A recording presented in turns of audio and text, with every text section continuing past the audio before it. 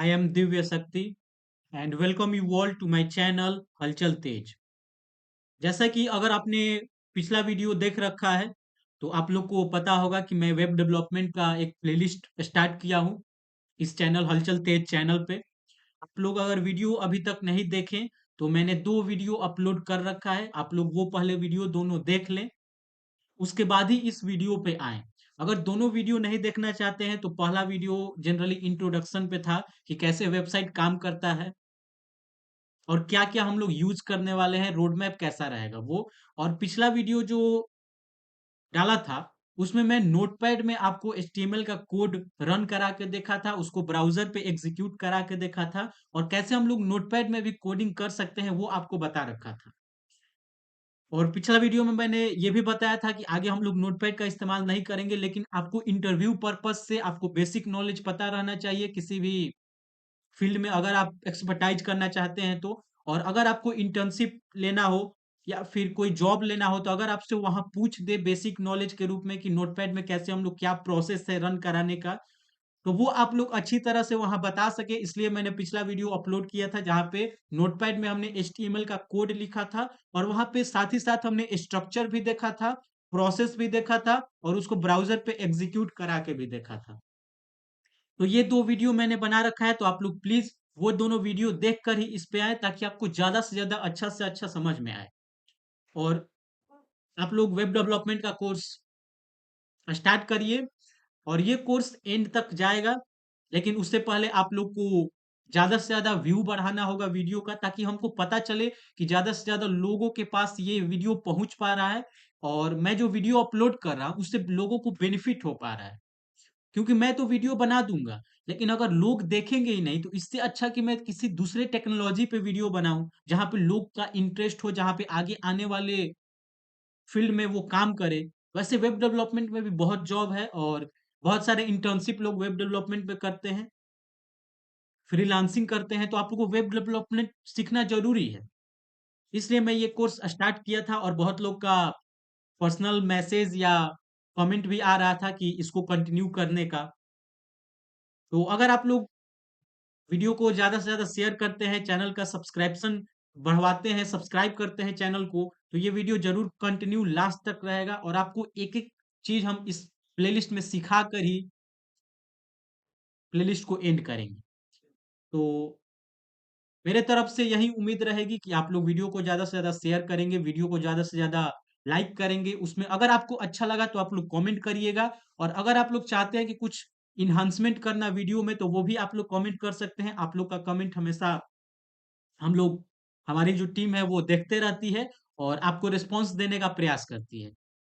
तो वीडियो को हम लोग ज़्यादा लंबा नहीं रखेंगे, छोटा-सा एक वीडियो रखेंगे ये, जिसमें कि हम लोग क्या आईडी इंस्टॉल करेंगे, उसका क्या प्रोसेस है और कुछ इस पार्ट में हम लोग कोड भी करने वाले हैं। तो आप लोग ये वीडियो ज़रूर से ज़रूर देखिएगा ताकि यही वीडियो से आगे का जो प्रोसेस है, आगे के जो वीडियो आएँगे उसमें भूमिका इस वीडियो का ज़्यादा रहेगा, क्योंकि मैं इस वीडियो में आपको एचटीएमएल का थोड़ा बहुत स्ट्रक्चर बताऊँगा, क्योंकि पहले वाले वीडियो में मैंने प्रॉपर स्ट्रक्चर आपको एक्सप्लेन कर दिया था। तो इसमें जो नहीं देखे हैं, उनके लिए मैं थोड़ा एक्सप्लेन आगे कर दूँगा। बाकी ज़्यादा अच्छा होगा कि आप लोग पहले वाले वीडियो देख के ही इस वीडियो को देखें। तो हम लोग वीडियो को स्टार्ट करते हैं। तो ये मेरा हलचल तेज चैनल है, आप लोग चैनल को जाके देखिए, चैनल का व्यू बढ़ाइए वीडियो का और सब्सक्राइब करवाइए दूसरे से भी। और यहाँ पे हम लोग एआई एजेंट भी बनाते हैं, जैसा कि ये N8N पे मैंने बहुत सारा एआई एजेंट बना के अपलोड कर रखा है और अभी वेब डेवलपमेंट का कोर्स स्टार्ट किया हूँ। तो आप लोग ज़्यादा से ज़्यादा वीडियो को शेयर करिएगा। तो हम लोग चलते हैं, सबसे पहले हम देखेंगे कि हम कौन सा आईडी इंस्टॉल करने वाले हैं, मतलब किस हम लोग प्लेटफॉर्म पे कोड को लिखेंगे। सिंपल भाषा में ये समझिए, आईडी का मतलब कि किस प्लेटफॉर्म पे हम कोड को लिखने वाले हैं। और हम लोग जनरली एचटीएमएल का जो कोड लिखेंगे उसको ब्राउज़र पे रन करते हैं, तो हम लोग ब्राउज़र पे उसको रन करेंगे। जैसे कि हम लोग नोटपैड में लिख के अपने ब्राउज़र पे रन करते थे, वैसे ही अब हम नोटपैड को रिप्लेस कर रहे हैं एक आईडी से और फिर उसको हम लोग अपने ब्राउज़र पे रन करेंगे। तो वो आईडी जो होता है वो है जनरली वीएस कोड। आप लोग नाम सुने होंगे अगर आपने कोडिंग किया हुआ है। और अगर टेक फील्ड से है तो आप लोग जरूर नाम सुने होंगे, क्योंकि ज्यादातर आज हम लोग वीएस कोड का ही इस्तेमाल करते हैं। तो हम लोग सीधा चलते हैं कैसे हम लोग वीएस कोड का इंस्टॉलेशन करते हैं और कैसे हम लोग उसमें कोड लिखेंगे, ये आज के वीडियो में देखने वाले हैं। और आपको कुछ टैग के बारे में भी पता चलेगा एचटीएमएल का। आगे हम लोग टैग देखेंगे क्या होते हैं। अभी हम लोग सीधा इंस्टॉलेशन पे चलते हैं। और वीएस कोड एक ऐसा एडिटर है जिसमें कि हम लोग मल्टीपल लैंग्वेजेस का कोड लिख सकते हैं, जैसे सी का C++, जावा, पाइथन, जो भी हम लोग लैंग्वेज सीखना चाहते हैं। इसलिए हम लोग वीएस कोड का इंस्टॉल करते हैं ताकि एक ही प्लेटफॉर्म पे हम लोग सारे लैंग्वेजेस और स्क्रिप्टिंग लैंग्वेज का कोड कर पाए। और उसमें काफी सिंटेक्स इजी रहता है, मतलब उसका यूआई भी अच्छा है, जिससे कि हमें आसानी रहता है कोड करने में। तो चलते हैं सीधा हम लोग वीएस कोड पे। तो आप लोग को ब्राउजर में आना है। ब्राउजर में आकर आप लोग को वीएस कोड डाउनलोड ये आपको सर्च करना है। जैसे ही आप ब्राउजर में सर्च करेंगे, कोई भी ब्राउजर हो, क्रोम हो या माइक्रोसॉफ्ट एज हो या कोई भी ब्राउजर हो, किसी भी ऑपरेटिंग सिस्टम पे आप लोग काम कर रहे हो, आप लोग को वीएस कोड डाउनलोड, यहाँ पे आपका पहला जो वेबसाइट है code.visual studio। वीएस कोड जो होता है, वीएस का फुल फॉर्म होता है विजुअल स्टूडियो, जो कि माइक्रोसॉफ्ट के द्वारा एक बनाया हुआ प्लेटफॉर्म है, जिसका हम लोग इस्तेमाल कोडिंग करने के लिए करते हैं। तो आप लोग को यहाँ पे पहला वाला जो वेबसाइट आएगा उसको आपको क्लिक करना है।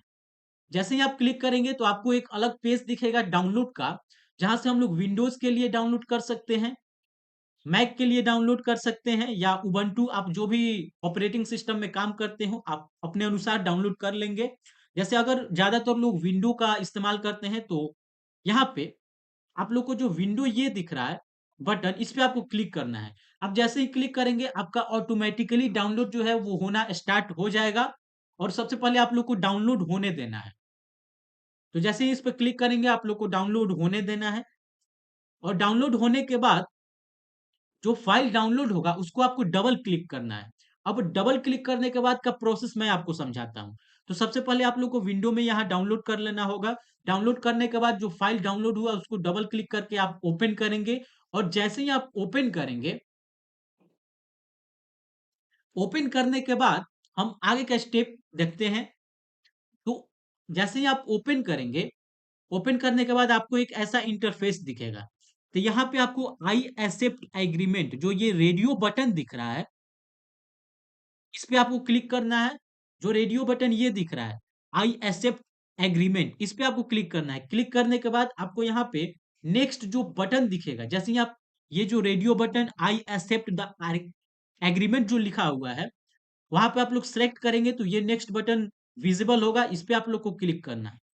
क्लिक करने के बाद आपका पूछेगा डेस्टिनेशन लोकेशन, मतलब आप जो वीएस कोड इंस्टॉल करना चाहते हैं वो किस लोकेशन पे अपने फाइल में इंस्टॉल करना चाहते हैं, अपने जो वीएस कोड इंस्टॉल करना चाहते हैं वो किस डायरेक्टरी में आप इंस्टॉल करना चाहते हैं, तो वो आपको यहाँ ब्राउज करके डिफाइन करना होगा।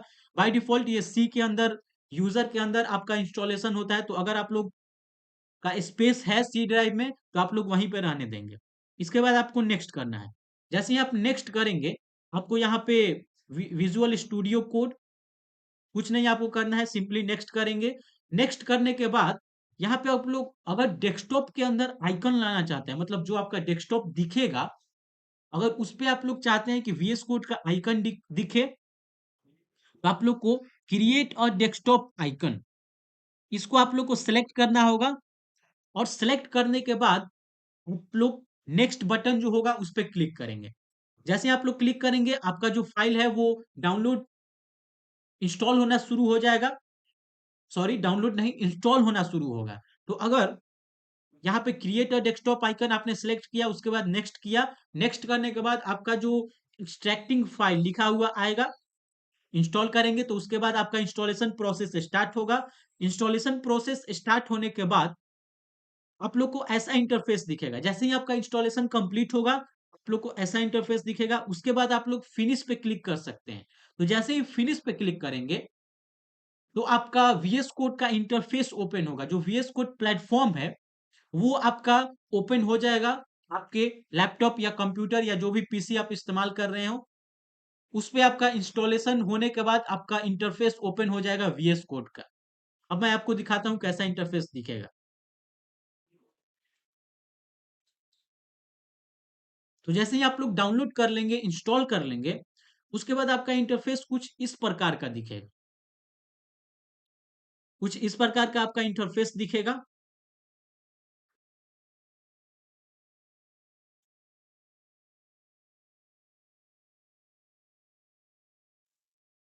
देखिए, कुछ इस प्रकार का आपका इंटरफेस दिखने लगेगा आपके लैपटॉप पे। अब मैंने इस वीएस कोड में बहुत सारा प्रोजेक्ट कर रखा है, बहुत सारा एआई एजेंट का कोड कर रखा है, बहुत सारा वेबसाइट का कोड कर रखा है। तो इसलिए मेरा जो रिसेंट में मैंने बहुत सारा ओपन फाइल किया हुआ है, तो वो सब आपको यहाँ दिखेगा। और आप रिसेंट में जितना भी फाइल को ओपन करेंगे, अपने वीएस कोड में जितने भी फोल्डर को ओपन करेंगे, वो आपको रिसेंट सेक्शन में आपको दिखेगा। यहाँ से स्टार्ट के अंदर आप लोग नया फाइल बना सकते हैं, कोई नया फाइल को ओपन कर सकते हैं, नया फोल्डर को ओपन कर सकते हैं, अपने गिटहब जो गिटहब आप लोग यूज करते हैं उसको आप लोग कनेक्ट कर सकते हैं।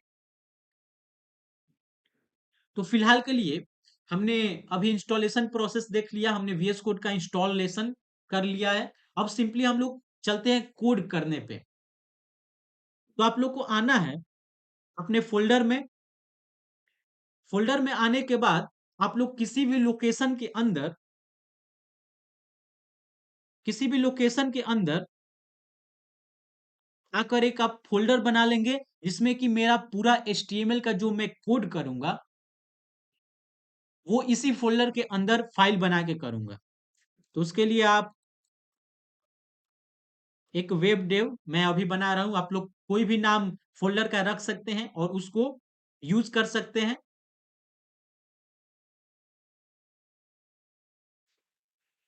तो मैंने फोल्डर बनाया, फोल्डर बनाने के बाद फाइल के अंदर ओपन फोल्डर आपको एक ऑप्शन दिखेगा, इस पे आपको क्लिक करना है। क्लिक करने के बाद मैंने डी के अंदर माई ऑल प्रोजेक्ट के अंदर वेब डेव करके एक फोल्डर बना रखा है। ये मेरा वेब डेव करके एक फोल्डर है, इसको हम लोग ओपन करेंगे। मैंने ओपन किया।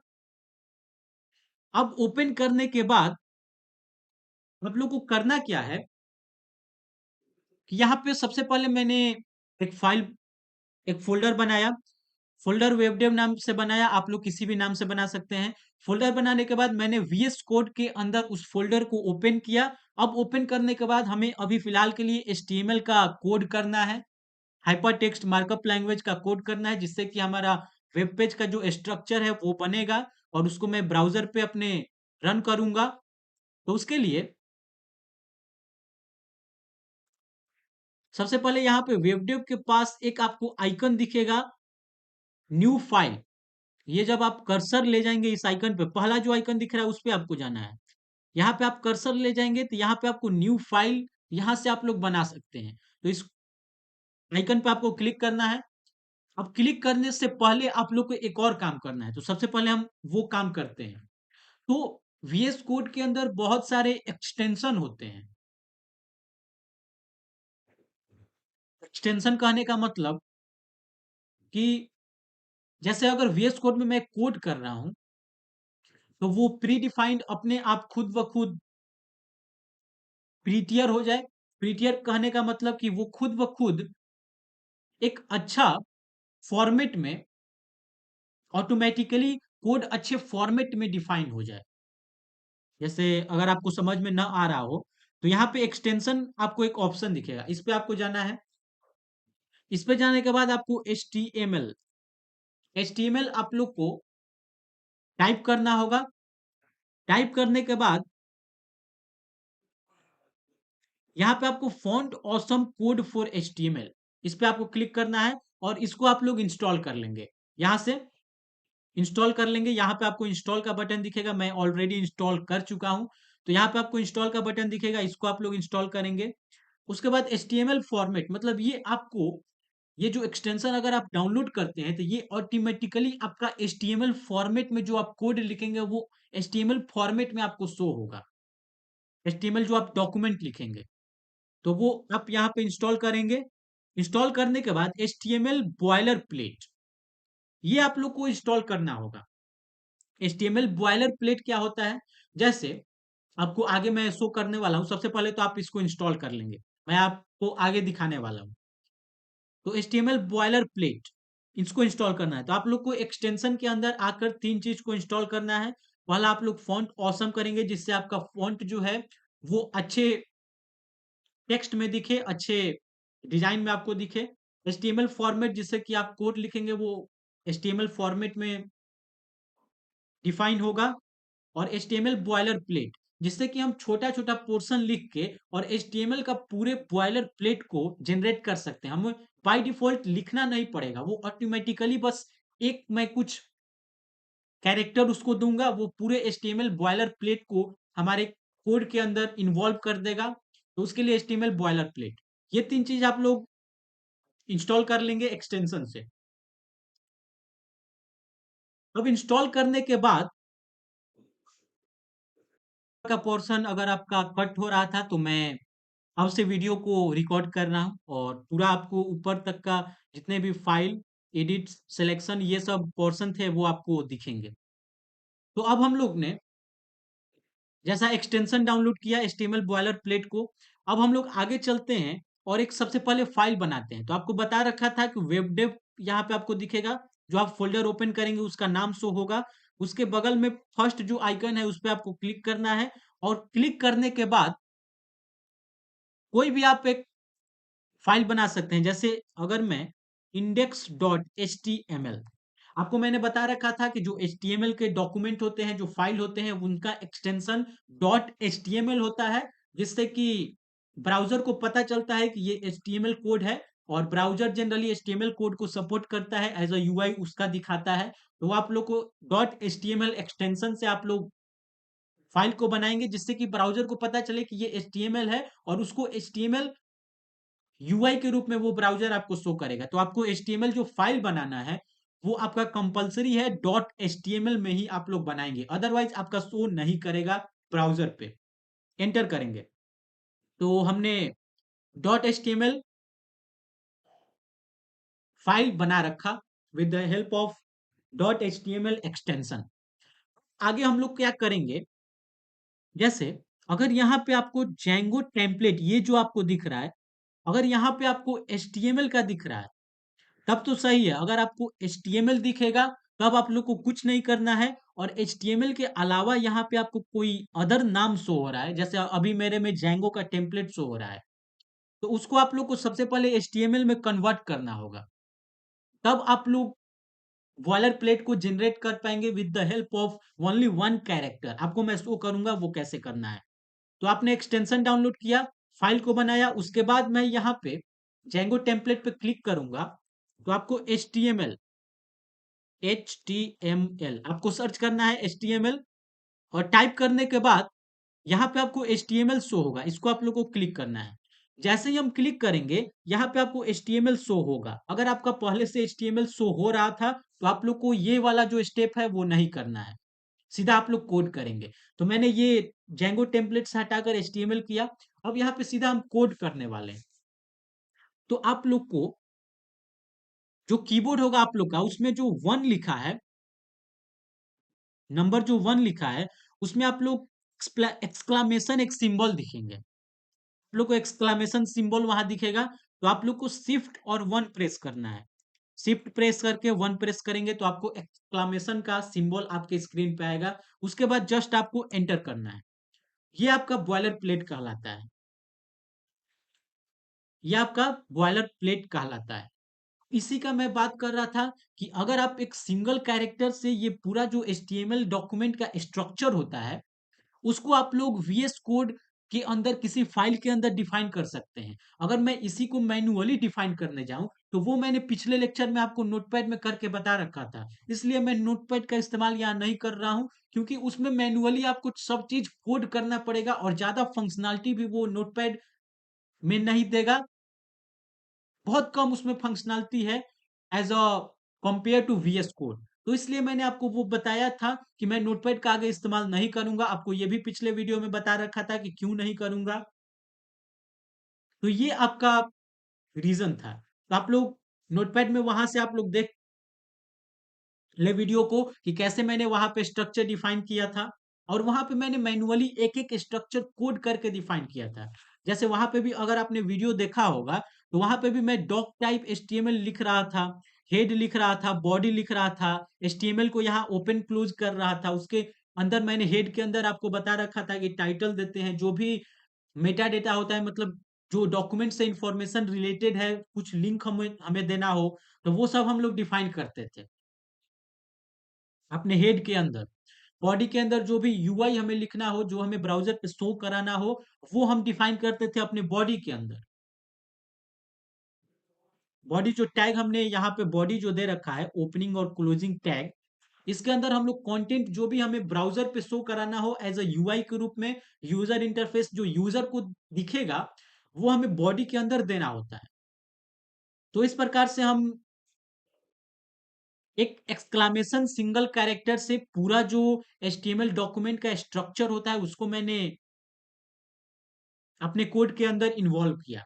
अब सिंपली हम जो बॉडी है उसके अंदर अपना कोड स्टार्ट करेंगे और उसको ब्राउज़र पे रन करेंगे, तो उससे बेनिफिट ये हुआ कि आप लोग को वीएस कोड के अंदर ये जो स्ट्रक्चर है एचटीएमएल डॉक्यूमेंट का, वो आपको मैन्युअली लिखना नहीं पड़ा। इसलिए मैंने एचटीएमएल का जो बॉयलर प्लेट है, उसको इंस्टॉल करवाया था एक्सटेंशन को और बॉयलर प्लेट यही होता है जो प्री डिफाइंड कोड होते हैं किसी डॉक्यूमेंट से।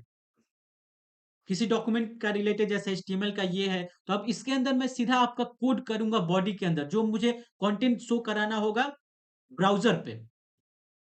तो इस प्रकार से हम डिफाइन कर सकते हैं अपने एचटीएमएल बॉयलर प्लेट को और रहा बात कि इसको कैसे हम समझें, तो वो मैंने पिछले वाले नोटपैड वाले जो वीडियो था, उसमें मैं आपको पूरा स्ट्रक्चर लाइन बाय लाइन करके आपको कोड के साथ ब्राउज़र पे रन किया था और उसका एक्सप्लेनेशन दिया था, कि किसका इस्तेमाल क्यों करते हैं और किसके अंदर क्या हम लिखने जा रहे हैं। तो वो आप लोग इसलिए मैंने पहले ही वीडियो में बोला था कि आप लोग वहाँ से वो वीडियो ज़रूर देख के ही आएँ ताकि आपको अच्छा से समझ में आए। और अगर जल्दी में मैं समझाऊँ तो ये जो पहला लाइन है, वो डॉक्यूमेंट शो करता है कि आपका एचटीएमएल टाइप का डॉक्यूमेंट है। दूसरा जो है वो लैंग्वेज को शो करता है कि किस लैंग्वेज में आप कोड करने वाले हैं। तो फिलहाल मैं इंग्लिश में करूँगा तो यहाँ पे lang equal to English define है ईएन। हेड के अंदर हम टाइटल वगैरह देते हैं जो आपको ब्राउज़र पे शो करेंगे कि टाइटल क्या होता है। उसके बाद बॉडी के अंदर हमें कंटेंट शो कराना होता है और एचटीएमएल के अंदर हम हेड और बॉडी टैग देते हैं। उसी के अंदर हम पूरे एचटीएमएल का जो भी कोड करना हो, जो भी मेटा डेटा, जो भी लिंक हमें देना हो स्टाइलिंग शीट का या जावास्क्रिप्ट का, वो आगे हम लोग देखने वाले हैं, वो हम देते हैं हेड के अंदर। तो सबसे पहले मैं आपको बता दूं एचटीएमएल होता क्या है। तो एचटीएमएल जो है वो स्ट्रक्चर और कंटेंट जो वेब पेज में हमें शो कराना होता है, स्ट्रक्चर और कंटेंट वो एचटीएमएल से डिफाइन होता है। सीएसएस कैस्केडिंग स्टाइल शीट जो हमें स्टाइल देना होता है किसी भी वेब पेज के अंदर, कलर हो, एनिमेशन हो या जो भी स्टाइल से रिलेटेड हो, वो हमें देना होता है सीएसएस के अंदर।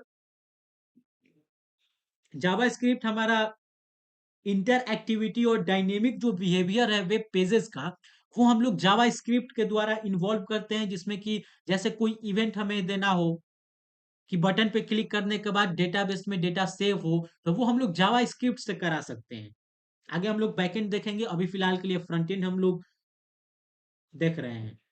और एचटीएमएल का फुल फॉर्म मैंने बता रखा था हाइपर टेक्स्ट मार्कअप लैंग्वेज। अब हम लोग सीधा चलते हैं अपने कोड पे। तो जैसा कि बॉडी के अंदर हमें कोड करना होता है, तो जैसे अगर मैंने index.html बनाया, तो सबसे पहले तो इसको रन करके देखते हैं और जो टाइटल है वो हमें डॉक्यूमेंट दिखना चाहिए। तो आप लोग को करना क्या है, जो index.html है उस आइकन पे आप लोग को माउस का जो लेफ्ट और राइट दो फिंगर हम लोग माउस पे रखते हैं, तो आप लोग को राइट क्लिक करना होगा। क्लिक करने के बाद यहाँ से आप लोग पाथ को कॉपी कर सकते हैं, जो हमारा जैसे नोटपैड पे मैंने फाइल बनाया था जो फ़ोल्डर के अंदर, वहाँ से मैंने उस फ़ोल्डर का जो पाथ है, उस फाइल का जो पाथ है, जो फाइल के अंदर मैंने कोड किया, उसको कॉपी किया था और उसको अपने ब्राउज़र पे रन कराया था। उसी प्रकार से आप लोग जो index.html है उसके पाथ को आप लोग कॉपी करेंगे। कॉपी करने के बाद कोई भी आप ब्राउजर ओपन कर सकते हैं। फिलहाल के लिए मैं माइक्रोसॉफ्ट एज का ब्राउजर इस्तेमाल कर रहा हूं। आप लोग को पेस्ट करना होगा। जैसा कि मैंने डी के अंदर माई ऑल प्रोजेक्ट था, उसके अंदर वेब डेव एक फोल्डर बनाया था, उसके अंदर index.html मैंने फाइल बनाया। उसको एक बार एंटर करेंगे। एंटर करने के बाद आपको कंटेंट कुछ नहीं दिख रहा होगा, क्योंकि मैंने बॉडी के अंदर अभी कुछ डिफाइन नहीं किया है। मैंने आपको बताया कि जैसे बॉडी के अंदर जो चीज हम लिखेंगे वही हमें एज अ कंटेंट के रूप में हमें अपने ब्राउज़र पे शो होगा। और हेड के अंदर मैं टाइटल में डॉक्यूमेंट दिया था, तो वो आपको यहाँ पे डॉक्यूमेंट दिख रहा होगा। ये हमारा टाइटल होता है, तो ये आपको डॉक्यूमेंट दिख रहा होगा। तो यहाँ से आप लोग टाइटल चेंज कर सकते हैं। जैसे अगर मैं टाइटल को आपको एक बार चेंज करके दिखा ही देता हूँ। टाइटल को वेब डेव करके सेव किया। सेव करने के बाद अपने ब्राउज़र पे गए और इसको एक बार रिफ्रेश आपको करना है। जैसे ही रिफ्रेश करेंगे ये आपका चेंजेज होते हुए दिखेगा। और जैसा कि मैंने टाइटल के अंदर चेंज किया था, इसी वजह से वहां पे वो चेंज अफेक्ट हुआ। अब आगे हम लोग कोडिंग पार्ट पे चलते हैं। जो बॉडी के अंदर हमें जो कंटेंट शो कराना है अपने ब्राउजर पे, वो हम अभी लिखने वाले हैं। और सबसे पहले हम पैराग्राफ टैग का देखते हैं। जैसे हमें कुछ अपने वेबसाइट में कोई पैराग्राफ शो कराना हो, तो उसके लिए सबसे पहले आपको पी टैग दिखता है। जैसे ही आप पी को एंटर करेंगे, एंटर कर सॉरी जैसे ही आप पी को टाइप करेंगे, एक बार आपको पी लिखना है। पी लिखने के बाद जैसे ही एंटर करेंगे, आपका जो टैग है वो ऑलरेडी डिफाइन ऑटोमेटिकली हो जाएगा। तो इसी वजह से मैंने 3 आपको एक्सटेंशन इंस्टॉल करवाए थे, ताकि आपका डिफाइन हो जाए ऑटोमेटिकली, आपको पूरे कोड को लिखना ना हो। जैसे-जैसे आप टैग को लिखते रहेंगे, वैसे-वैसे हमारा ऑटोमेटिकली डिफाइन होते रहेगा। जैसे अगर मैं इमेज के लिए देखें, तो इमेज के लिए एक आईएमजी करके टैग होता है। जैसे मैंने आईएमजी टाइप किया, आपको एंटर करना है। एंटर करने के बाद ये हमारा जो टैग है वो डिफाइन हो गया, जिसके अंदर हम लोग सोर्स देते हैं। जो हमें इमेज दिखाना हो उसका सोर्स मतलब उसका पाथ हमें देना होता है। और अल्ट क्या है वो सब मैं बाद में देखूंगा। मैं बस आपको दिखा रहा हूँ कि क्यों मैं एक्सटेंशन डाउनलोड किया था और आपको डाउनलोड करवाया था, ताकि आप लोग को मैनुअली एक-एक चीज़ लिखना ना पड़े। और अगर आप लोग को चाहते हैं कि प्रैक्टिस हो लिखने का, जिससे कि हम लोग थोड़ा बहुत लिख के उसको सीखें, आगे हम लोग बाय डिफ़ॉल्ट कर ही लेंगे, लेकिन अभी सीखने के लिए मैनुअली अगर आपको लिखना हो, तो आप लोग simply less than greater than symbol का इस्तेमाल करेंगे। उसके अंदर पी से पैराग्राफ टैग होता है और ये ऑलरेडी डिफाइन हो गया। तो इस प्रकार से आप लोग लिख सकते हैं। अब हमें पैराग्राफ पी जो टैग है, इसको मैंने एक बार आपको बताया था पिछले वीडियो में, अभी मैं आपको एक बार फिर एक्सप्लेन करता हूँ। जैसे हेलो गाइस, ये मैंने पी के अंदर डिफाइन किया। अब ये जो पी टैग है पहला वाला, इसको हम लोग ओपनिंग टैग बोलते हैं, जिसमें स्लैश नहीं है। और ये जो पी विथ स्लैश जो है उसको हम लोग क्लोजिंग टैग बोलते हैं। और ये जो बीच का है इसको हम लोग कंटेंट बोलते हैं। और अगर ओपनिंग टैग जो बीच का कंटेंट दिए वो, और क्लोजिंग टैग तीनों को साथ में मिला दे, तो उसको हम लोग एचटीएमएल एलिमेंट बोलते हैं, या सिंपली एचटीएमएल के अंदर एलिमेंट बोलते हैं। तो हमने हेलो गाइस एक पी पैराग्राफ को डिफाइन किया। अब हम लोग चलते हैं अपने ब्राउजर पे, इसको रन करके देखते हैं कि क्या ये से शो हो रहा है या नहीं। तो एक बार आपको रिफ्रेश करना होगा। रिफ्रेश करने के बाद आप लोग देख सकते हैं जो मैंने पैराग्राफ के अंदर कंटेंट दिया था वो हमें ब्राउजर पे शो हो रहा है।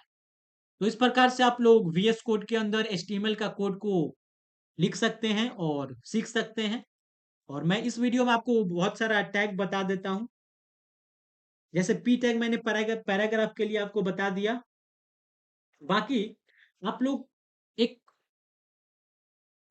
एचटीएमएल के अंदर एक और टैग का इस्तेमाल कर सकते हैं।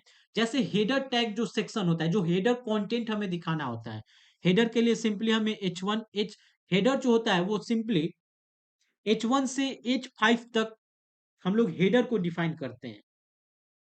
H6 तक भी होते हैं कहीं कहीं, लेकिन जो H1 से H5 तक जनरली हम लोग यूज करते हैं, जिसमें H1 का जो साइज होता है वो 24 पिक्सल से, H1 का H1 का जो साइज होता है वो 24 पिक्सल से 36 पिक्सल। H1 का जो साइज होता है वो 24 पिक्सल से 36 पिक्सल तक उसका साइज होता है। और जो H2 होता है वो अराउंड 18 to 30 होता है। S3 जो होता है वो 16 to 24। H4 जो होता है वो 14 to 20 पिक्सल तक का साइज एलोकेट करता है, उसको एलोकेटेड रहता है। और H5 जो होता है वो 12 से 18 पिक्सल तक के साइज को अपने ब्राउजर के अंदर स्पेस लेता है, उतने साइज का स्पेस वो लेता है। तो एक बार इसको यूज करके देखते हैं। तो फिलहाल के लिए सबसे पहले H1 और H5 को हम लोग देखते हैं, ताकि दोनों में अंतर पता चले कि कितना साइज का डिफरेंस है। H1 मैंने टाइप किया, एंटर किया। एंटर करने के बाद हाउ आर यू, इसको मैं सेव करूंगा। आपको कंट्रोल एस से सेव करना है, और सेव करने के बाद आपको यहाँ पे रिफ्रेश करना है। तो यहाँ पे आप लोग को हेडर टैग आपको दिखेगा। हेडर टैग में जो मैंने कंटेंट दिया था वो आपको यहाँ पे शो होगा। तो आप लोग देख सकते हैं ये एक तो बोल्ड है और इसका साइज भी बड़ा है। जैसे ये पैराग्राफ है, तो पैराग्राफ से काफी ये बड़ा कंटेंट है। वैसे ही मैं H2 आपको सिंपली कॉपी करना है। इसको कॉपी करेंगे। कॉपी करने के बाद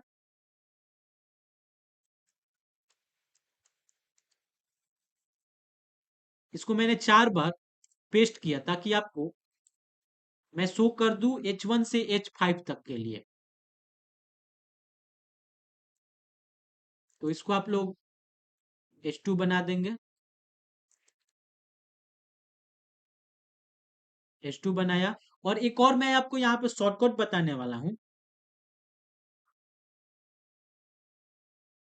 अगर आप लोग चाहते हैं कि मैं एक ही बार में सभी जो चेंजेस मुझे करना है, एक टाइप का जो चेंजेस करना है, वो मैं हमें बार बार, जैसे अगर मैं यहाँ H1 पे जाता हूँ, मुझे इसको H3 बनाना है, तो इसको पहले इरेज करके H3 लिखूंगा। उसके बाद इसको फिर इरेज करके S3 लिखूंगा। तो मुझे एक ही टाइप का चेंजेस करना है, तो मुझे बार बार जाके सभी लाइन पे हमको चेंज करना होगा। तो उससे अच्छा है कि आप लोग सबसे पहले जो चेंजेस करना है जहां पे, वहां पे आप लोग कर्सर लाएंगे। कर्सर लाने के बाद आपको अल्ट प्रेस करना है। और अल्ट प्रेस करते ही आप लोग को जहां पे सेम चेंजेस करना है, वहां पे आप लोग कर्सर को क्लिक करेंगे यहाँ पे। तो आप लोग देख सकते हैं दोनों जगह मेरा कर्सर जो है वो ब्लिंक कर रहा है। और इसको सिंपली इरेज करेंगे और H4 लिखेंगे। तो दोनों जगह मैं एक ही टाइम पे H4 लिख दिया। अब यहाँ पे भी लाएंगे, अल्ट को प्रेस करेंगे। अल्ट को प्रेस करते ही आप लोग को यहाँ पे कर्सर लाना है। और जहां पर भी अगर आप लोग चेंजेस करना चाहें, वहां पे फिर अल्ट को लेकिन प्रेस करना ही है। H5 डिफाइन किया। अब मैं चलता हूँ, उसको सेव करता हूँ। सेव करने के बाद अपने ब्राउजर पे चलता हूँ। यहाँ पे मैं इसको रिफ्रेश करता हूँ। और अब आप लोग को थोड़ा सा इसको जूम कर देते हैं। तो अब आप लोग को मैंने दो, मतलब पेज दोगुना कर दिया हो। तो आप लोग को यहाँ पे साइज में अंतर दिखेगा। जो H1 है उसका काफी बड़ा साइज है, H2 उससे छोटा है, H3 जो है वो दोनों H1 और H2 दोनों से छोटा है, H4 तीनों से, और H5 जो है वो भी तीनों से। लेकिन तीनों जो है वो बोल्ड के रूप में आ रहे हैं। मतलब कंटेंट जो है उसका बोल्डनेस है। तो इस बार इसको फिर से 100% पे करते हैं। तो इस प्रकार से हम हेडर टैग को अपने डिफाइन कर सकते हैं। और इसको जनरली पेज का जो हेडर टैग है उसको, पेज का जो मेन कंटेंट होता है उसको शो कराने के लिए, जिसको कि मुझे हाईलाइट करना होता है यूजर के सामने, उसको उस कंटेंट को हाईलाइट करना है। तो उस वजह से मैं हेडर टैग का इस्तेमाल करता हूँ। तो मैंने H1 से H5 तक हेडर टैग देखा, पैराग्राफ टैग देखा। अब आगे हम लोग कुछ और जो एचटीएमएल के जो टेक्स्ट फॉर्मेटिंग कुछ टैग होते हैं, मतलब एचटीएमएल में जो हमने यहाँ पे जो कंटेंट दिया, जैसा कि मैं आपको कुछ एचटीएमएल को टेक्स्ट फॉर्मेटिंग कुछ एक एचटीएमएल के टैग होते हैं, जो कि अगर यहाँ पे जैसे पी के अंदर कंटेंट लिखा हुआ है हेलो गाइस, ब्राउज़र पे मैं अगर चलता हूँ, तो यहाँ पे हेलो गाइस, अगर सपोज़ मुझे इसमें हेलो को बोल्ड करना है या हेलो का स्टाइल चेंज करना है, हेलो को इटैलिक करना है, हेलो पे अंडरलाइन दिखाना हो, तो वो सब मैं कैसे कर सकता हूँ? तो उसके लिए एचटीएमएल टेक्स्ट फॉर्मेटिंग कुछ टैग होते हैं, जो कि एचटीएमएल के अंदर जो हम कंटेंट शो करा रहे हैं एज़ अ टेक्स्ट के फॉर्म में, उसको फॉर्मेट करने के लिए वो टैग बने हुए हैं। तो मैं कुछ टैग को आपको जल्दी-जल्दी बता दे रहा हूँ, ताकि छोटे वीडियो में मैं ज़्यादा से ज़्यादा नॉलेज को आपको शेयर करूँ, और ताकि आप लोग कुछ काम कर सकें। अगर ये वीडियो देखा तो आप लोग सपोज़ चाहते हैं कि मैं एक स्ट्रक्चर बनाऊँ एचटीएमएल पेज का, तो वो आप लोग खुद से डिफाइन कर सकें, तो उसके लिए मैं आपको कुछ टैग बता दे रहा हूँ। जैसे सपोज़ मैं एचटीएमएल को, जो एचटीएमएल में पी टैग मैंने दिया, पैराग्राफ के अंदर हेलो लिखा हुआ है, इसको मैं बोल्ड करना चाहता हूँ। तो बोल्ड करने के लिए आपको एक स्ट्रॉन्ग टैग आता है, एसटीआर। यहाँ पे आपको स्ट्रॉन्ग दिखेगा, इसको आपको क्लिक करना है। क्लिक करने के बाद स्ट्रॉन्ग टैग के अंदर हमें हेलो को डिफाइन करना होगा। तो इसको हम लोग कट करेंगे, कट करने के बाद स्ट्रॉन्ग के अंदर पेस्ट करेंगे और इसका स्पेस को हटाते हैं। एक स्पेस बीच में रखेंगे। तो यहाँ पे मैंने हेलो को स्ट्रॉन्ग के अंदर, स्ट्रॉन्ग जो टैग है उसके अंदर मैंने हेलो को डिफाइन किया, और जिसको डिफाइन करना होता है, जैसे मैंने, अगर ये स्ट्रॉन्ग जो है, इसको मैं इस पी के बाहर मैं क्लोज करता हूं, तो फिर ये एक एरर शो होगा। जैसे अगर कंट्रोल एस करके मैं अपने ब्राउजर पे चलूं, और यहाँ पे, तो ये मेरा जो स्ट्रॉन्ग है वो पूरे पे काम किया। जो पूरा मैं मेरा पैराग्राफ टैग था, जैसे हेलो गाइस के अंदर जो पी था, तो उस पे भी इसने वर्क किया। बट मुझे तो चाहिए कि सिर्फ मैं हेलो को ही बोल्ड करूं, उसी को बोल्ड करना है, मैं गाइस को बोल्ड नहीं करना है। तो उसके लिए आपको जितना पोर्शन को बोल्ड करना है, उतना ही तक आपको टैग देना है। तो इसलिए मैं स्ट्रॉन्ग जो है उसको हेलो के बाद ही इसको क्लोज करूंगा। और एचटीएमएल में एक और ये भी नियम होता है कि जिसको मैं, जैसे स्टैक के अंदर लास्ट इन फर्स्ट आउट होता है, मतलब बाद में जो आया वही पहले बाहर जाएगा।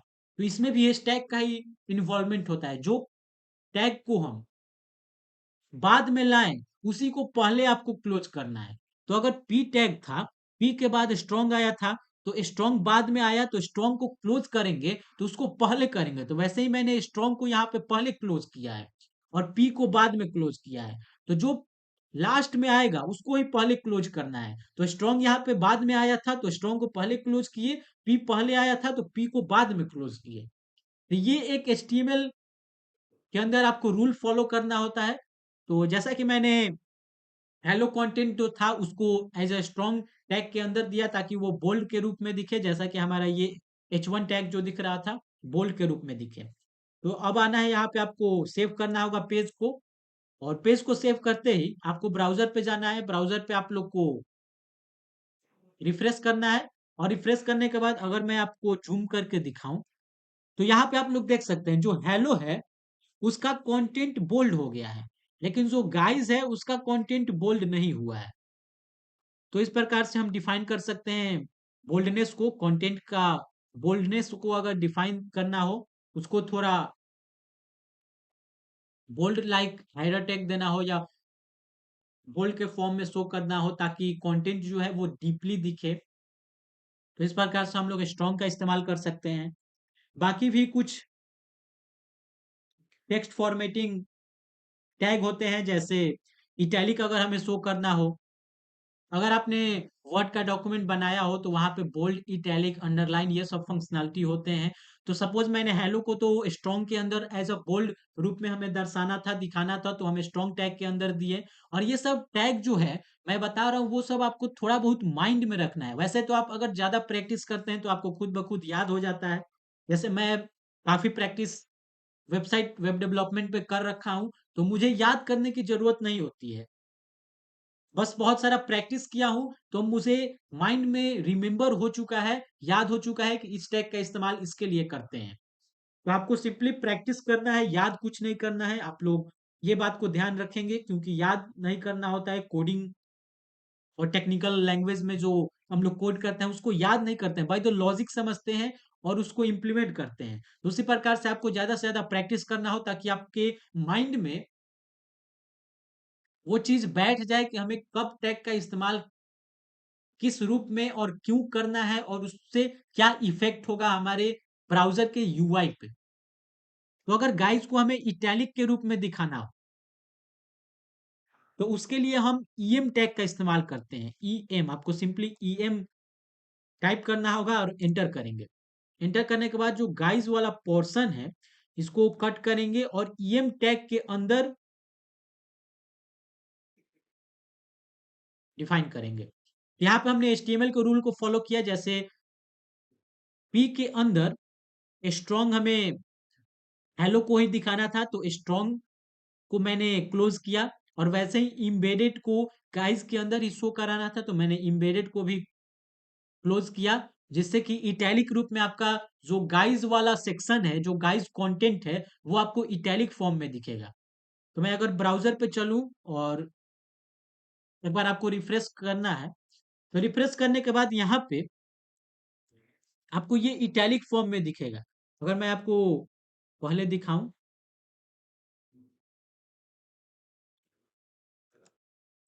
जैसे पहले सिंपली ऐसे लिखा हुआ था, तो अगर इसको एक बार रिफ्रेश करके देखते हैं, आप लोग चेंजेस देखिएगा, अभी इटैलिक फॉर्म में दिखेगा।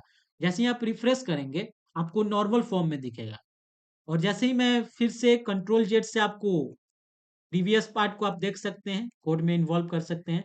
तो आपको कंट्रोल जेड करना है बैक मूव के लिए, और कंट्रोल वाई प्रेस करना है फॉरवर्ड फॉरवर्ड मूव के लिए।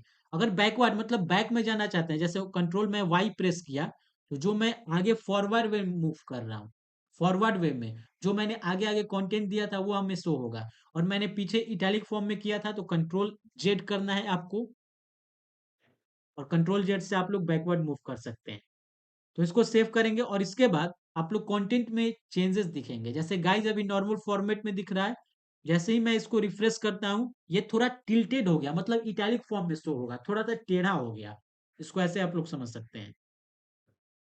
तो आगे हम लोग कुछ टेक्स्ट फॉर्मेटिंग देखते हैं।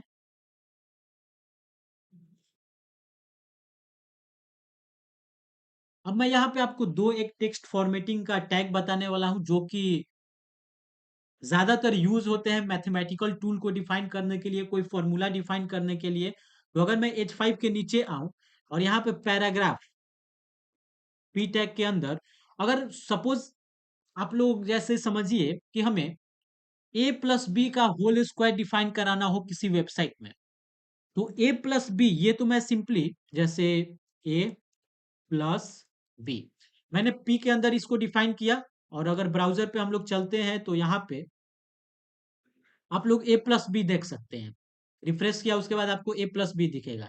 लेकिन अगर सपोज ए प्लस बी का होल स्क्वायर आपको डिफाइन करना हो, जो हमें कंटेंट शो हो रहा है उसके ऊपर में जो स्क्वायर चाहिए, अगर आपको ऊपर स्क्वायर चाहिए, तो अगर यहाँ पे हम लोग टू डिफाइन करते हैं और इसको एक बार रिफ्रेश करते हैं, तो यहाँ पर ए प्लस बी टू, इससे आपको पता चलेगा कि ए प्लस बी इंटू टू हो रहा है, तो जिससे कि टू जो है वो two A plus two B, ये आपको रिजल्ट शो करेगा इसका।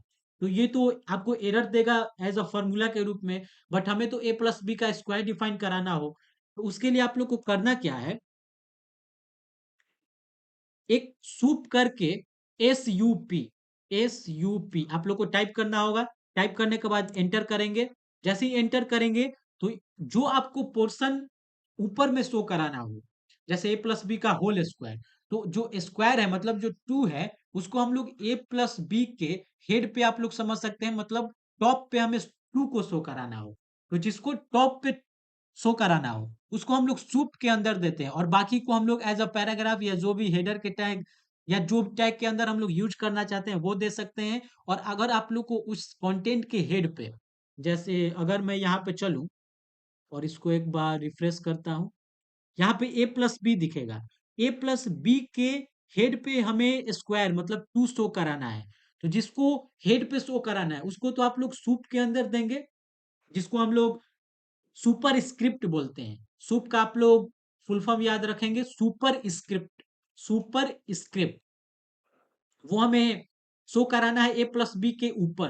तो यहाँ पे आप लोग को टू डिफाइन करना होगा, और टू डिफाइन करने के बाद एक बार इसको सेव करेंगे। सेव करने के बाद ब्राउजर पे जाएंगे और यहाँ पे आप लोग को रिफ्रेश करना है।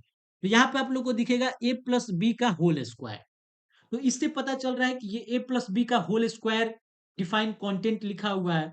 तो इस प्रकार से आप लोग सुपर स्क्रिप्ट का इस्तेमाल करके किसी भी कंटेंट के अगर हेड टॉप पे आपको इस्तेमाल करना हो कोई कंटेंट दर्शाने के लिए, जैसे ई का पावर एक्स हुआ, ए स्क्वायर हुआ, बी स्क्वायर हुआ, two to the power two हुआ।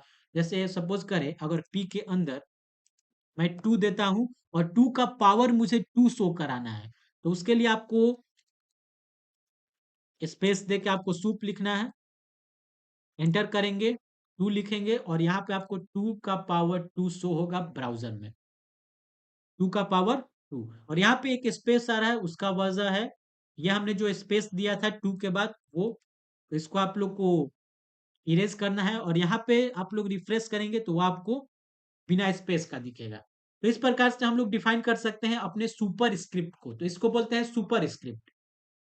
और सपोज जैसे आप लोग केमिस्ट्री में फॉर्मूला देखे होंगे O2, तो जो O2 में डिफाइन होता है वो 2O के बॉटम में होता है। तो उसको कैसे हम लोग शो करा सकते हैं, तो वैसे ही पैराग्राफ टैग आपको लेना है, ओ लिखना है और ओ के बॉटम में हमें टू शो कराना होता है। तो उसके लिए एक आता है टैग सब करके, जिसका होता है फुल फॉर्म सब स्क्रिप्ट। अगर हेड पे शो कराना हो तो सुपर स्क्रिप्ट, जिसका होता है SUP, super script soup.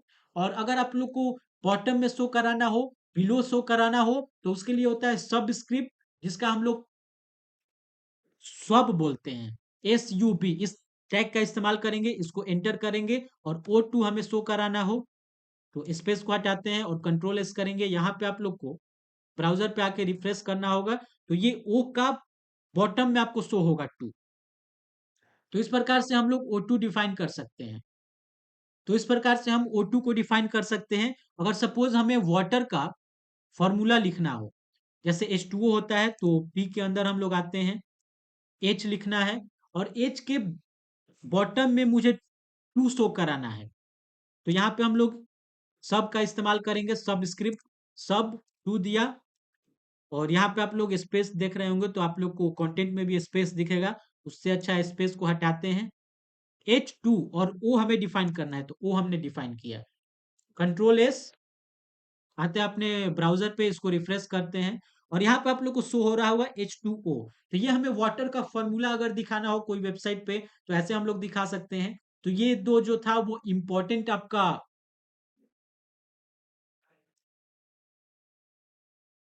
Tag था, जिसका हम लोग इस्तेमाल करते हैं एज अ फॉर्मूला के रूप में, अगर हमें कंटेंट को फॉर्मूला के रूप में दिखाना हो। तो इस प्रकार से हम लोग मैथमेटिकल फॉर्मूला को डिफाइन कर सकते हैं, या किसी केमिस्ट्री का कोई फॉर्मूला शो कराना हो, कोई रिएक्शन शो कराना हो, तो इस प्रकार से हम लोग एजुकेशनल प्लेटफॉर्म बनाते हैं तो उसमें आप लोग को ये सब चीज दर्शाया जाता है। चाहे आप किसी भी प्लेटफॉर्म बनाना हो और उसमें अगर इसका यूज हो तो आप लोग को पता रहना चाहिए कि इसका यूज करके हम लोग ये कर सकते हैं, ये कर सकते हैं। तो इस प्रकार से हमने HTML टेक्स्ट फॉर्मेटिंग के कुछ टैग देखे और बाकी हम लोग चलते हैं और कुछ टैग देखते हैं। तो हम लोग आगे चलते हैं। एक HTML के अंदर एंकर टैग होता है। अब एंकर टैग का हम लोग जनरली इस्तेमाल करते हैं किसी एक पेज से, जैसे अगर हम एक HTML डॉक्यूमेंट बना रहे हैं और HTML डॉक्यूमेंट एक डॉक्यूमेंट को हम लोग दूसरे डॉक्यूमेंट से लिंक करना चाहते हैं, तो उसलिए हम लोग ए टैग का इस्तेमाल करते हैं जिसके अंदर कुछ एट्रीब्यूट होते हैं। अब एट्रीब्यूट क्या होता है वो आपको समझना होगा। तो हम लोग एंकर टैग के अंदर एट्रीब्यूट देते हैं और एंकर टैग डिफाइन करता है हाइपर लिंक को, जिसका यूज करके हम लोग एक पेज के अंदर किसी दूसरे पेज का लिंक को डिफाइन करते हैं और एक पेज से हम लोग दूसरे पेज के अंदर रेंडर करते हैं with the help of anchor tag, जिसको ए से दर्शाया जाता है। अगर मैं एक टाइप करूँ और एंटर करूँ तो ये हमारा एंकर टैग होता है। तो इस प्रकार से हम लोग एंकर टैग को देख सकते हैं और href जो होता है वो एट्रीब्यूट होता है। अब एट्रीब्यूट क्या होता है वो पहले हम लोग समझते हैं। तो अगर मैं एचटीएमएल के अंदर एट्रीब्यूट होते हैं, तो एट्रीब्यूट क्या होता है तो वो एचटीएमएल जो टैग है उसके कैरेक्टरिस्टिक को डिफाइन करते हैं हमारे एट्रीब्यूट। जो एलिमेंट है सपोज मैंने आपको बता रखा था कि जो p है वो पूरा एज अ एचटीएमएल एलिमेंट के फॉर्म में हमें एचटीएमएल डॉक्यूमेंट के अंदर डिफाइन करना होता है। तो एट्रीब्यूट जो होते हैं वो किसी एलिमेंट के एडिशनल इंफॉर्मेशन को शो कराते हैं या फिर हम लोग बोल सकते हैं उस एलिमेंट के कैरेक्टरिस्टिक को शो कराते हैं। जैसे यहाँ पे एचरेफ है तो मैंने आपको बता रखा था कि एक पेज के अंदर मैं दूसरे पेज का लिंक देता हूं ताकि मैं उस पेज से दूसरे पेज पर रेंडर हो सकूं, दूसरे पेज पर मूव हो सकूं। तो उसके लिए मुझे डिफाइन करना होता है एंकर टैग जो कि हाइपर लिंक प्रोवाइड करता है एक पेज से दूसरे पेज का। तो यहाँ पे हम लोग लिंक देते हैं इस एचरेफ के अंदर। जो लिंक हम डिफाइन करेंगे वो एचरेफ के अंदर डिफाइन करेंगे। तो जो ये पूरा एलिमेंट है उसका जो एडिशनल इंफॉर्मेशन है कि किस लिंक पे हमें रेंडर करना है, किस लिंक का हाइपर लिंक हमें अपने पेज में देना है, तो वो एडिशनल इंफॉर्मेशन हो गया इस एलिमेंट का। तो वो एडिशनल इंफॉर्मेशन को एट्रीब्यूट डिफाइन करते हैं किसी भी एलिमेंट के अंदर। तो यहाँ पे जो एचरेफ है वो ए टैग का एट्रीब्यूट कहलाएगा और इस एचरेफ के अंदर हम जो ये स्ट्रिंग के फॉर्म में किसी भी लिंक को दे सकते हैं, किसी भी कंटेंट के वेब पेज को लिंक कराना हो, वेबसाइट को लिंक कराना हो। जैसे हम सपोज चाहते हैं कि यहाँ पे जो मैंने ब्राउज़र बनाया, उसके अंदर मैं चाहता हूँ कि एक क्लिक पे मैं गूगल के पेज पे रेंडर हूँ।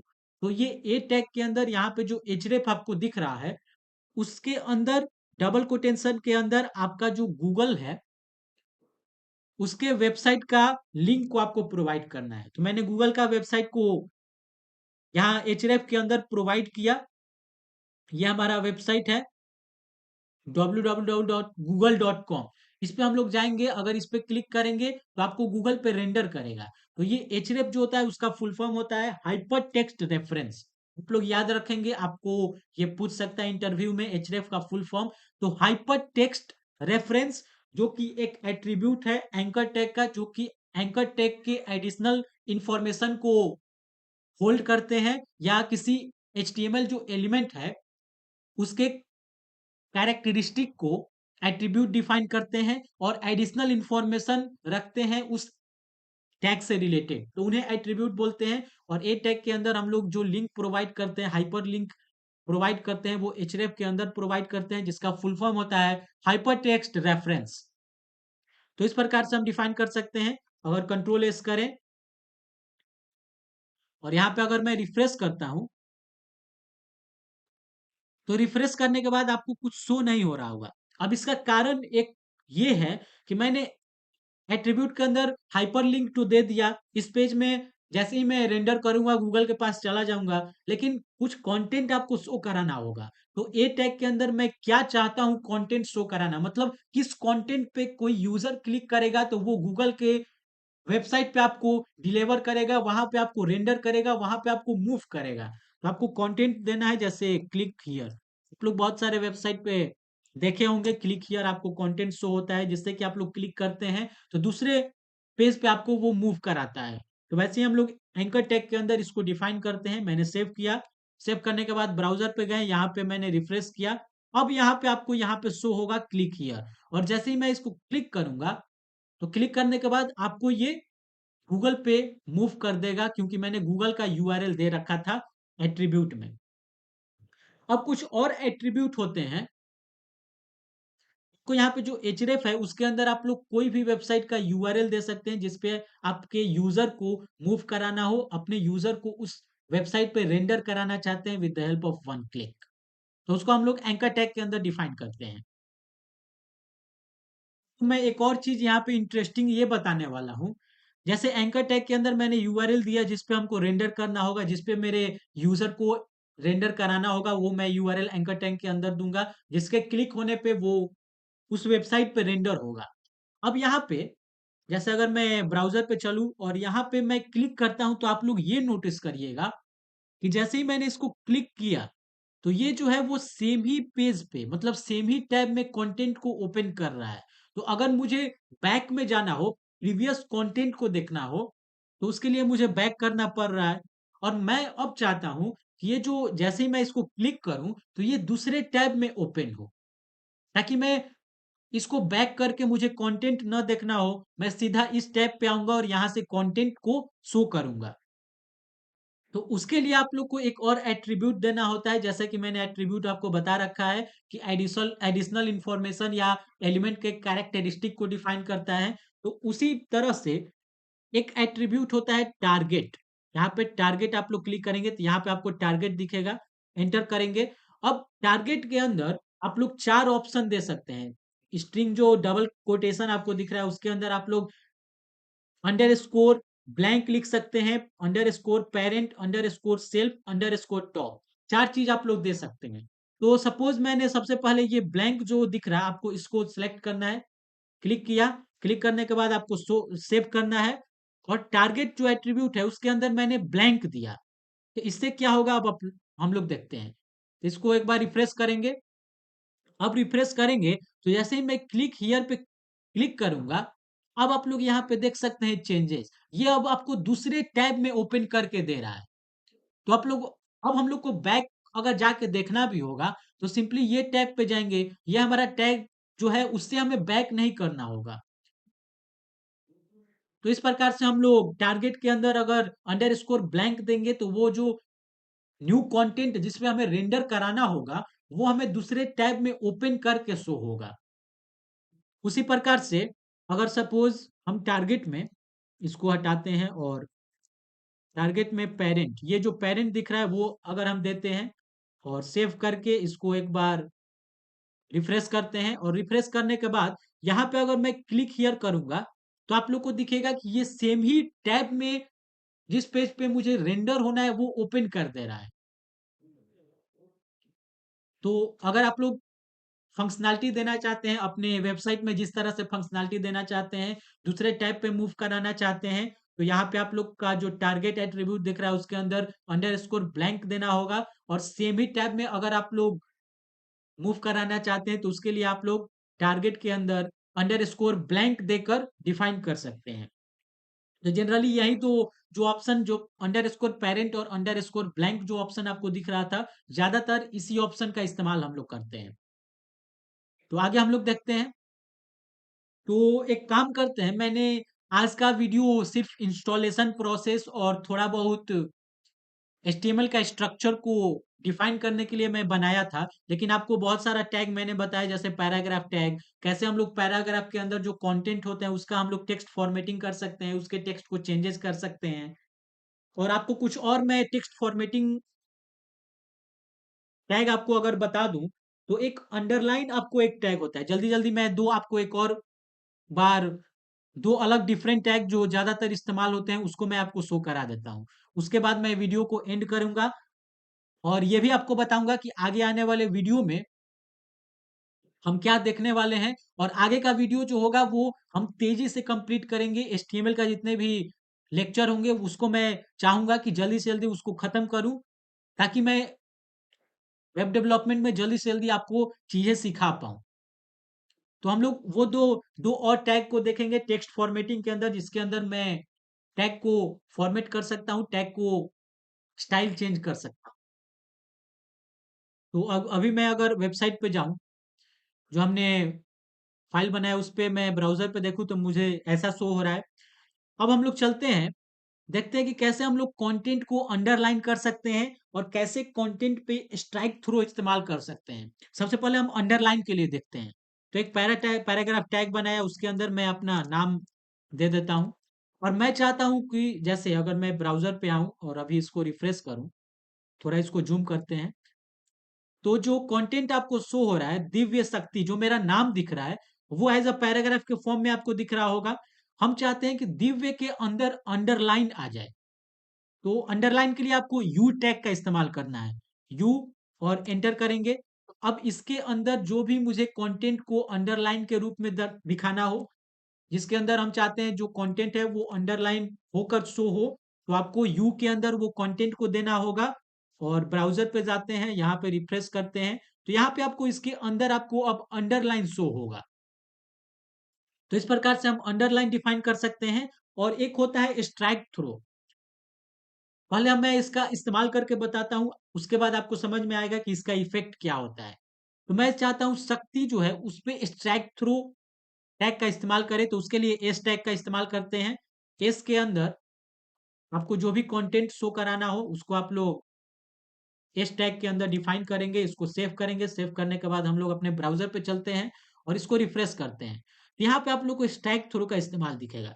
तो अब अंडरलाइन का तो आप लोग इस्तेमाल जान गए, अब आप लोग कहेंगे कि स्ट्राइक थ्रो का इस्तेमाल कहाँ है? तो जैसे कि अगर आप लोग कमर्शियल कोई वेबसाइट पे जाते हैं, तो वहाँ पे डिस्काउंट सेक्शन में अगर आप देखेंगे तो डिस्काउंट जो होता है, उसपे कुछ नंबर जैसे 10% डिस्काउंट है।